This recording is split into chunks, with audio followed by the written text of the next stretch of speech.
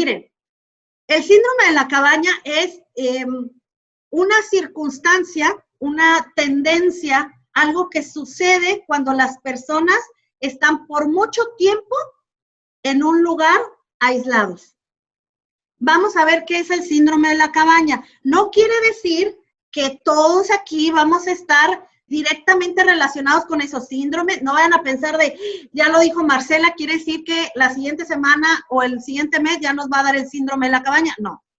Vamos a conocer la información para saber qué de lo que yo percibo de mí en este momento se encuentra relacionado con este síndrome o qué hacer para no caer en estas circunstancias, que es lo que no queremos, ¿sí? Entonces voy a explicar un poquito qué es esto del síndrome de la cabaña. Bueno, no es una patología, no es una enfermedad, porque cuando tiene la palabra síndrome o trastorno, ya nuestra mente nos lleva como a identificarlo o a catalogarlo como una enfermedad o una patología. En este caso, no es una patología, sí es un cuadro psicológico, sí es un cuadro psicológico que está relacionado con las expectativas, es decir, con el futuro, con lo que yo espero vivir a futuro, ¿sí?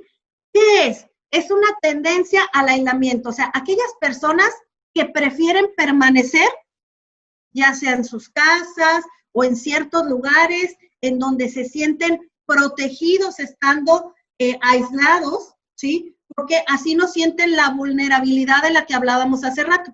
Ya no me siento tan vulnerable a estar en lugares abiertos, ¿no? Entonces, bueno, hay la tendencia al aislamiento, a permanecer en un entorno conocido y dominado, porque eso es lo que me permite estar seguro, ¿sí? Tiene similitud con otros trastornos, por eso es un cuadro, por eso está identificado como un cuadro psicológico. Sí tiene algunas características o algunos síntomas similares a, por ejemplo, la agorafobia, que la agorafobia es el tener miedo a los espacios demasiado abiertos, o a los TOC, que son los trastornos obsesivo-compulsivos, etc.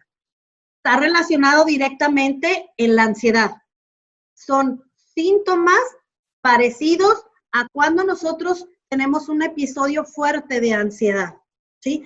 Y esto surgió hace muchísimos años. Esto surgió, bueno, hay dos informaciones que se manejan como el origen del síndrome de la cabaña. Por un lado, había un médico canadiense que describía que esto sucedía mucho a las personas que vivían en lugares demasiado fríos de Canadá y de Estados Unidos, en donde en las temporadas de invierno tenían que permanecer durante meses encerrados en sus cabañas para protegerse del frío. Y el estar encerrados en sus cabañas sin poder salir durante meses los hacía que pudieran generarse en ellos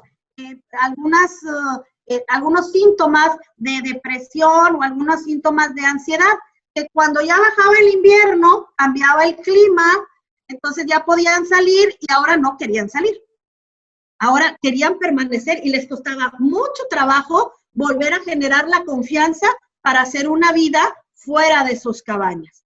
De ahí surgió lo del síndrome de la cabaña. Y por otro lado, también hay la información de, por ahí del año 2016, había una investigación que se hizo, salió un artículo que hablaba de un hombre que vivía en Estados Unidos, en Connecticut, y él presentaba algunos síntomas del síndrome de la cabaña. Había permanecido muchos meses viajando en su vehículo, que le llama como autocaravanas, en sus camionetas estas que forman para poder dormir ahí dentro, y viajaba en ella por muchos meses y empezó a enfermarse, empezó a tener problemas a nivel de pulmones, de fiebres, y cuando hicieron la investigación se dieron cuenta que en su vehículo había heces de ratón o de roedores, y eso fue lo que hizo que enfermara la persona o este hombre de 44 años.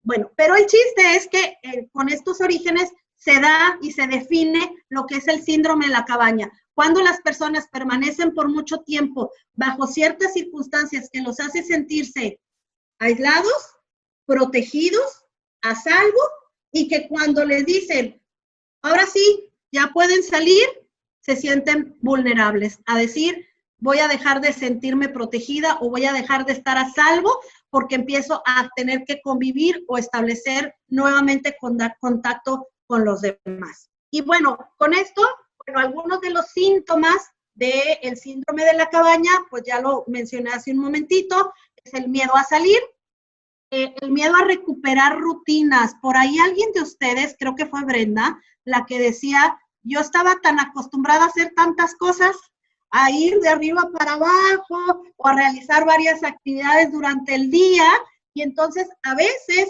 empieza a haber ese miedo a recuperar esas rutinas porque estamos tan acostumbrados ahora a hacer nada más 2 o 3 actividades y cuesta trabajo. Hay sensaciones de angustia, obviamente, hay dificultad para volver a establecer contactos. Esto es bien importante porque a lo mejor en un primer momento todos pensamos, ay, no es cierto, todos seguimos comunicándonos y todos hemos mantenido contacto con alguien. Ciertamente en estos meses, estoy segura que la mayoría de nosotros hemos seguido en contacto con nuestros familiares más cercanos y hemos seguido en contacto con nuestro equipo de trabajo. Y entonces a lo mejor en un primer momento dirían, no, eso no se da en mí. Pero al dejar de hacer tantas actividades, sí hemos perdido contacto. Sí hemos perdido contacto desde que aquellos que juegan fútbol el fin de semana, aquellos que a lo mejor solían ir al cine, a las plazas, tenían fiestas familiares cada fin de semana, realizaban alguna tarea de estudio, que escucho que hay todavía personas que están terminando lo de la escuela. Claro que hemos perdido contactos, por supuesto.